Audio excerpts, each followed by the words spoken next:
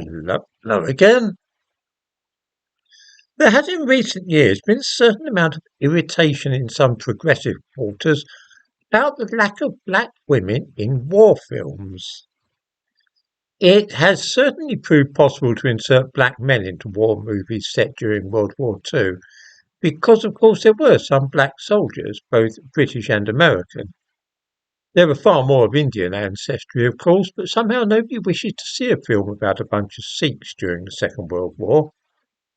African Americans, though, that's a different thing entirely.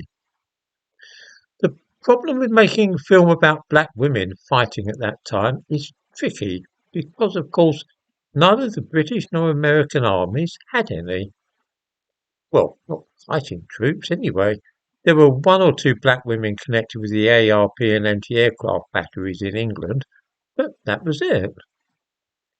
Fortunately, somebody came up with the luminous idea a few years ago that it didn't matter if no African American women actually fought in the war, or indeed were even in a country where military action was taking place. It was enough if they were in uniform.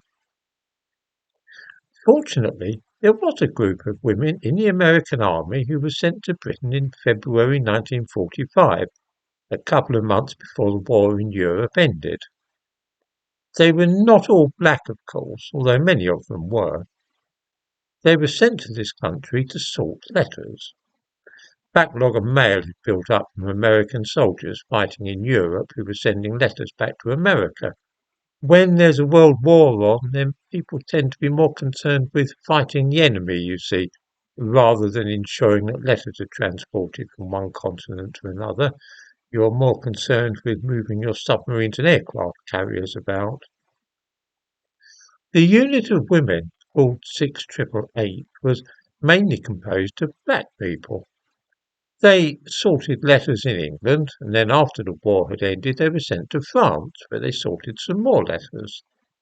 Then in February 1946 they returned to the United States, where the unit was disbanded. That in brief is the story of the 6888 unit.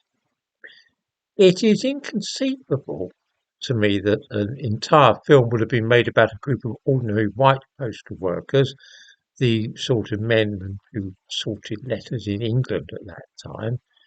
It would be a pretty dull film, wouldn't it? The only aspect of this film which seems to attract anybody is that most of these postal workers were black women.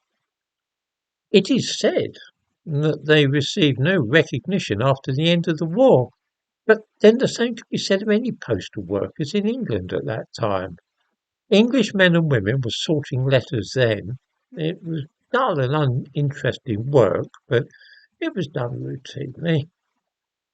Such workers were not in any danger in the spring of 1945. The black women postal workers were stationed in Birmingham. Far from any enemy action, they were completely safe.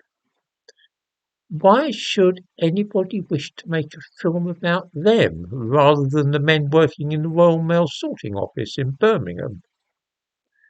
This is, I think, one of the oddest films of which I have ever heard, and a perfect instance of the absolute obsession which so many people have these days with skin colour and gender.